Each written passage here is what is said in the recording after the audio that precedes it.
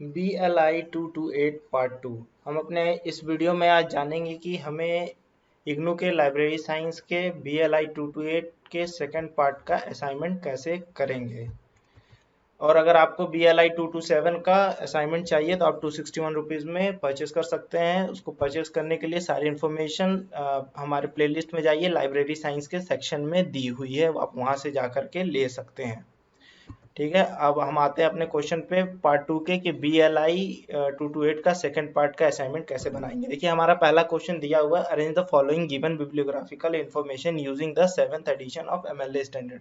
तो ये MLA standard क्या होता है पहले हम ये जानेंगे। MLA स्टैंडर्ड क्या होता है कि ये एक तरह का स्टाइल ऑफ राइटिंग कह लीजिए या फिर सिस्टम ऑफ डॉक्यूमेंटेशन कह लीजिए। जो हमारी एमएलए होता है, एमएलए का जो फुल फॉर्म होता है कि वो होता है मॉडर्न लैंग्वेज एसोसिएशन, यानी कि ये एक तरह की फॉर्मेट ऑफ राइटिंग है जिससे ये ज़्यादातर जो लोग रिसर्च पेपर्स या थीसिस लिखते हैं वो इस फॉर्मेट का यूज़ करके वो लिखते हैं। आपने देखा होगा कि हमारी जो इग्नू की जो बुक्स मिली हुई हैं उनमें हर एक टॉपिक के बाद इस तरह का कुछ आप देखेंगे कि ये जो मैंने लिखा है इस तरह का रिप्रेजेंटेशन दिया रहता है हर टॉपिक के बाद।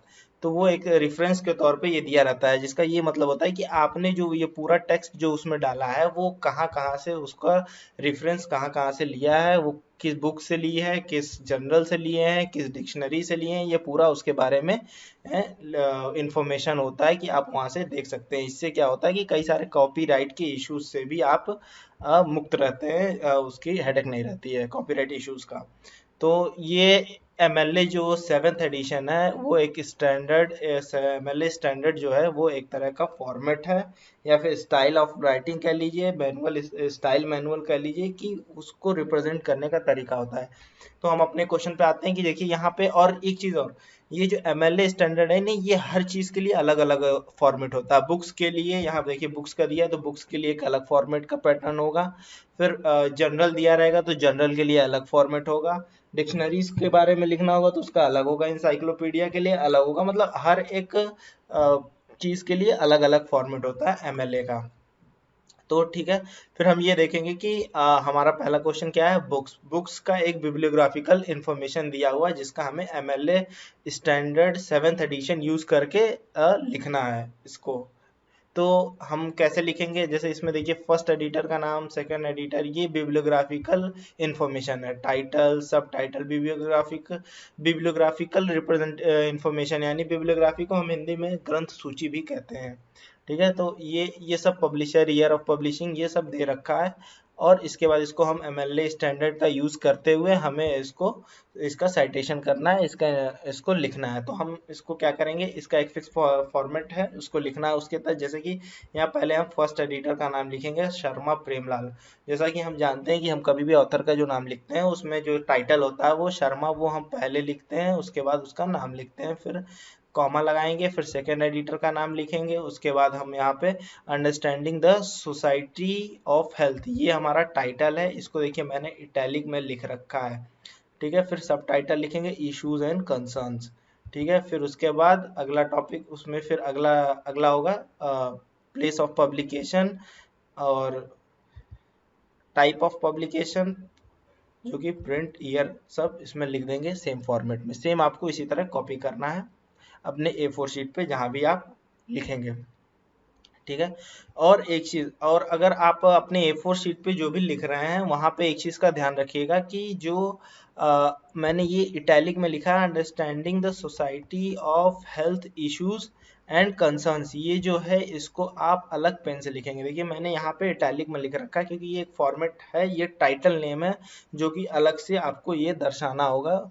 चाहे आप उसको अलग से दर्शाने के लिए, अब आप तो इटैलिक में उसमें लिख नहीं सकते हैं, तो आप क्या करिएगा उसको ब्लैक पेन से या ब्लू पेन से, मतलब जिस पेन से आप लिख रहे हैं उसके अदर किसी कंट्रास्ट पेन से लिख दीजिएगा या पेंसिल से लिख दीजिएगा। मतलब उसको आपको अलग तरीके से उसको आपको अपने A4 शीट पे दर्शाना है इतना। ठीक है, फिर हमारा अगला है पीरियोडिकल आर्टिकल का बिब्लियोग्राफिकल इंफॉर्मेशन दिया हुआ है। यहाँ पे ऑथर है, नेम ऑफ द पीरियोडिकल है, टाइटल ऑफ द पीरियोडिकल है, volume number, issue number, pages और टाइप ऑफ पब्लिकेशन ये सब दे रखी है। तो इसमें भी हम सेम एमएलए स्टैंडर्ड का यूज़ करते हुए फॉर्मेट से लिखेंगे। इसमें थेलविल माइक जो हमारे ऑथर हैं उनका पहले नाम लिखेंगे, जैसा कि मैंने बताया। टाइटल, जिसमें ऑथर के टाइटल को पहले लिखा जाता है, फिर उसके बाद नाम लिखेंगे, फिर उसके बाद आप उस पर टाइटल ऑफ द आर्टिकल, जो आर्टिकल ये पीरियोडिकल है जिसका जो आर्टिकल है उसका उसका टाइटल लिखेंगे। उसके बाद जर्नल ऑफ इंफॉर्मेशन साइंस, ये पीरियोडिकल का नाम लिखेंगे। देखिए यहाँ पे ये फिर इटैलिक में लिखा हुआ है, तो आपको फिर उसमें क्या करना है, आपको अलग पेन से लिखना है, उसको आपको अलग पेन से दर्शाना है। ठीक है, उसके बाद यहाँ पे year of publication, pages, type of publication, बस इतना लिखना है। फिर अगला अपना हम चलते हैं, अगला क्या है हमारा online newspaper article. Online newspaper article में भी देखिए आपको बिब्लियोग्राफिकल इन्फॉर्मेशन दे रखी है, name of newspaper, date of publication, date of retrieving and accessing, author, title, newspaper clipping, web address and type of publication. ये आपकी इतनी बिब्लियोग्राफिकल इन्फॉर्मेशन है। अब इसके तहत आपको एमएलए 7th स्टैंडर्ड का यूज़ करके बनाना है। तो आप सेम उसी एमएलए 7th स्टैंडर्ड के फॉर्मेट से बनाएंगे। यहाँ पे आपने ऑथर का नाम लिखा देसाई मेघनंद, जिसमें देसाई टाइटल पहले लिखेंगे और उसके बाद सेम फिर एज इट इज, उसके बाद out of my mind, the leadership principle, ये क्या है, न्यूज़पेपर क्लिपिंग जो है उसका टाइटल है। उसके बाद द इंडियन एक्सप्रेस, ये न्यूज़ का नाम है। देखिए यहाँ फिर ये इटैलिक में लिखा हुआ है, तो आप इसको अलग पेन से लिखेंगे। इस बात को बहुत ध्यान रखिएगा, नहीं तो ये गलत हो जाएगा। आपको हमेशा जो भी चीज़ मैंने इटैलिक में लिखी है उसको अलग पेन से दर्शाना है अपने A4 शीट पर। उसके बाद फिर आप यहाँ पे आइए, ये आपका वेब एड्रेस दिया हुआ है, कंप्लीट वेब एड्रेस लिखेंगे सेम फॉर्मेट जिस फॉर्मेट में मैंने लिख रखा है। उसके बाद आप अगले क्वेश्चन पे चलते हैं। अगला क्वेश्चन है चैप्टर इन अ बुक। ये एक बुक की चैप्टर का बिब्लियोग्राफिकल इंफॉर्मेशन है। यहाँ पे देखिए एडिटर का नाम दे रखा है, title of book, publisher, year of publication, place of publication, subtitle, author, pages, chapter and type of publication, ये इन्फॉर्मेशन दे रखी है। इसको भी सेम फॉर्मेट में मैंने लिख रखा है। ये उसमें लिखिएगा सिंह सुरजीत करके, ये ऑथर का नाम, फिर migration and Punjab, chapter name, title जो है चैप्टर का उसका नाम, फिर उसके बाद उसका सब टाइटल जो है चैप्टर का वो, और उसके बाद फिर इंटरनल माइग्रेशन इन कंटेम्प्रेरी इंडिया। देखिए ये जो मैंने इटैलिक से लिखा है इंटरनल माइग्रेशन इन कंटेम्प्रेरी इंडिया, ये क्या है, ये टाइटल है बुक का। तो ये इससे मैंने लिख रखा है इटैलिक से, तो ये भी आप अलग पेन से लिखेंगे। ठीक है, इस बात को ध्यान रखिएगा। ठीक है, फिर उसके बाद सेम चीज़ एज इट इज़ जो है वो फिर कॉपी कर दीजिएगा जो मैंने लिख रखा है। और फिर अब अगला नेक्स्ट क्वेश्चन क्या है देखते हैं। गवर्नमेंट पब्लिकेशन, गवर्नमेंट पब्लिकेशन में भी बिब्लियोग्राफिकल इंफॉर्मेशन दे रखा है, ऑथर दे रखा है, टाइटल दे रखा है, पब्लिशर दे रखा है, place of publication, year of publication, type of publication. यहाँ पे भी आपको मैंने दे रखा है, आप इसको same as it is copy कर देंगे। यहाँ ऑथर ऑथर ऑथर की जगह जो लिखा है वो लिखिए government of India, ministry of agriculture. ठीक है, handbook of on horticulture statics 2014, place of publication और पब्लिशर, फिर year plus type of publication, print. ठीक है, ये आपके पांचों बिब्लियोग्राफिकल रिप्रेजेंटेशंस हो गए। और अगले क्वेश्चन पे हम बढ़ते हैं। अगला क्वेश्चन जो सेकंड क्वेश्चन है वो है prepare an indicative abstract of the below mention text in not more than 50 word. देखिए आपको वहां पे क्वेश्चन में एक टेक्स्ट दिया होगा एक पेज में बड़ा सा, उसको आपको क्या करना है 50 वर्ड में कंसाइज करके छोटा करके एब्स्ट्रैक्ट बना करके लिखना है। ये जो यहाँ पे लिखा हुआ है इसको आप कॉपी मत करिएगा, ये सेम टेक्स्ट है। ये मैंने इसको सॉल्व नहीं किया है, इसलिए नहीं किया है क्योंकि अगर मैं सॉल्व करूंगा तो आप सेम चीज लिख देंगे और हर बच्चे का सेम होगा, तो फिर नंबर मार्क्स सब कट जाएंगे। क्योंकि ये हर बच्चे का एब्स्ट्रैक्ट है तो हर बच्चे का डिफरेंट होना चाहिए। तो ये आप खुद से करेंगे कि आप कैसे उसको 50 वर्ड में कंसाइज करने वाले हैं, ये आपके ऊपर है कैसे इसको कंसाइज करेंगे। ये आपका हेडेक है, ये 9th-10th में बचपन में हमने पढ़ा है, ये आप करेंगे, आप अपनी इच्छा से अपने कौशल से आप इसको करेंगे। फिर अगला क्वेश्चन है हमारा prepare newspaper clipping services, select any one newspaper and browse the newspaper for the last 7 days, 7 consecutive days। देखिए ये क्या है कि यहाँ हमें न्यूज़पेपर क्लिपिंग करनी है। अब न्यूज़पेपर क्लिपिंग कैसे करेंगे ये मैं भी इसमें आपको आगे बता रखा है, उसको कैसे किस फॉर्मेट में लिखेंगे। देखिए हमारे 3 टॉपिक्स दे रखे हैं, एजुकेशन, फिर Indian economy, India's foreign policy. ठीक है, ये 3 टॉपिक्स की आपको न्यूज़पेपर क्लिपिंग करनी है। ठीक है, तो आप क्या करेंगे, आप एक न्यूज़पेपर लेंगे, कोई भी 7 रेगुलर डेज का मतलब हो गया कि अगर आपने फरवरी में 7 फरवरी का लिया है तो 7 फरवरी का न्यूज़पेपर लीजिए, फिर 8, 9 फरवरी का, 10 फरवरी, मतलब 9, 10, 11, 12, मतलब लगातार 7 डेज का लेंगे। अगर मान लीजिए आपने जनवरी का कोई ले लिया है, 11 फरवरी से ले रहे हैं, तो 11, 12, 13, 14, 15, 16, 17, मतलब लगातार 7 डेज। तो जब भी लेंगे आप रेगुलर 7 डेज का पेपर लेंगे, चाहे जिस मंथ में लीजिए, चाहे आप आज से पीछे 7 डेज का ले लीजिए, या फिर जनवरी के किसी मंथ में 7 डेज का लीजिए, या फरवरी के, मगर वो रेगुलर 7 डेज होने चाहिए।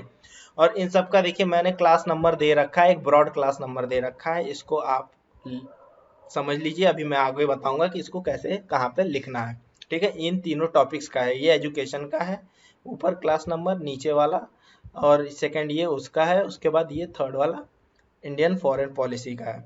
ठीक है, तो आपको क्या करना है, आपको एक न्यूज़पेपर जो है 7 डेज का ले लिए।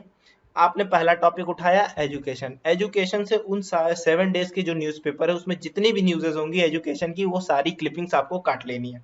और एक चीज़ ध्यान रखिएगा, आपको न्यूज़पेपर ओरिजिनल लेना, और एक ही न्यूज़पेपर लेना। अगर टाइम्स ऑफ इंडिया लिए हैं तो टाइम्स ऑफ इंडिया ही रहे, अगर इंडियन एक्सप्रेस लिए हैं तो इंडियन एक्सप्रेस, ये नहीं कि 3 दिन टाइम्स ऑफ इंडिया का ले लिए या फिर 2 दिन इंडियन है, ये काम नहीं करना। आपको एक ही न्यूज़पेपर का न्यूज़ सारा क्लिपिंग्स रखना है। अब वो कौन सा होगा वो आप अपना डिसाइड कर लीजिए, जो आपको इजीली अवेलेबल हो।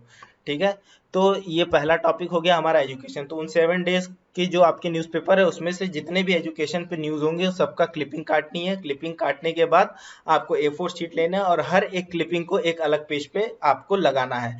अब कैसे लगाएंगे वो कुछ इस फॉर्मेट में लगाएंगे। देखिए मैंने यहाँ दे रखा है एक ई न्यूज़पेपर की क्लिपिंग लगा। देखिए मैंने ई न्यूज़पेपर की क्लिपिंग लगाई है, आप ये काम कतई नहीं करेंगे, ये मैंने आपको समझाने के लिए लगा रखा है। आप ओरिजिनल न्यूज़पेपर फाड़ के काट के जो भी है जैसे भी है उसको आप वहाँ पे अपने A4 शीट पे इसी फॉर्मेट में चिपकाएंगे। ठीक है, ये आपको कैसे करना है, ये आप कहाँ से अरेंज करेंगे, ये सब आपका हेडेक है, ये आपको असाइनमेंट करना है तो थोड़ा बहुत कष्ट सहना पड़ेगा। आप जाइए खोजिए और ले आइए। ठीक है, अब इसमें क्या है फॉर्मेट, आप इस तरह न्यूज़पेपर ये पूरा चिपका दिए।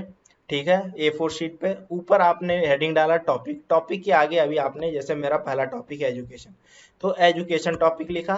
फिर क्लास नंबर जो मैंने यहाँ पे दे रखा है क्लास नंबर आपने लिखा।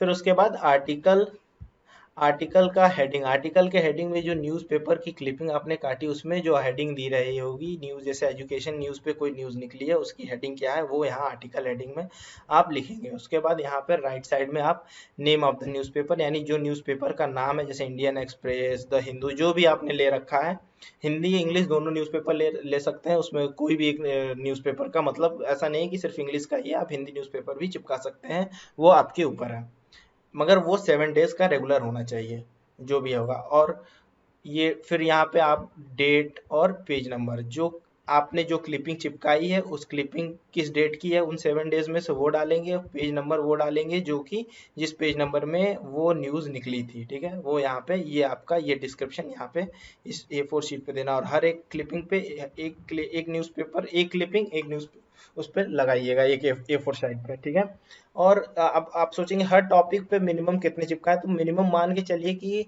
हर टॉपिक पे आप लगभग 4 से 5 जो है क्लिपिंग्स काटिए। जैसे एजुकेशन का टॉपिक है तो लगभग 7 डेज का जो न्यूज़पेपर आप रखें उसमें 4-5 न्यूज़ तो आपको एजुकेशन की मिल ही जाएंगी मिनिमम, तो 4 से 5 क्लिपिंग्स जरूर चिपकाइए हर टॉपिक का। एजुकेशन का 4-5 क्लिपिंग निकालिए, इंडियन इकोनॉमी का 4-5 क्लिपिंग निकालिए, और इंडियन फॉरेन पॉलिसी, ये तीनों का निकालिए, और सेम इसी फॉर्मेट में आपको चिपकाना है। फिर जिसमें कि आपको फिर चिपका के उसके बाद topic, class number, article, name of newspaper, date, page number ऐसे लिख करके आपको सबमिट करना है। ठीक है, ये आपका क्वेश्चन नंबर 3 कैसे होगा ये मैंने अभी आपको बताया है, तो आपको सेम इसी तरह करना है। ओके, फिर आप को कोई भी क्वेश्चन या कोई भी क्वेरी हो तो आप मुझे इंस्टाग्राम पे जुड़ सकते हैं, हमारे उस पे प्रोफाइल पे आप वहाँ पे मैसेज कर सकते हैं, आपकी सारी queries we will solve it as early as possible. Okay, thank you, that's all.